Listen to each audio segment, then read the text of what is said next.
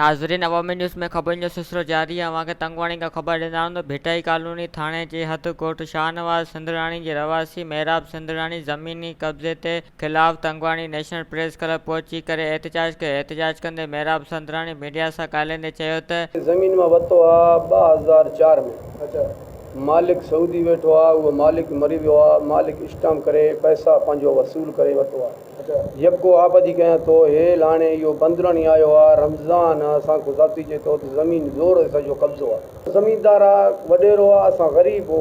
असां हाणे गवर्नमेंट खे इतला कयूं था असांजो हक़ हक़ूक़ असांखे मिले, असांजो हक़ जेको अगरि सो हक़ आहे असांजो इंसाफ़ थिए, नाइंसाफ़ी असां न थिए। असां इन जे लाइ असांखे लठ वठ हयाईं, असांजे पाणी में असांखे बंदि कयईं। हे ॾिसो, तव्हां ॾिसो हाणे रत में असां भरिया पिया आहियूं।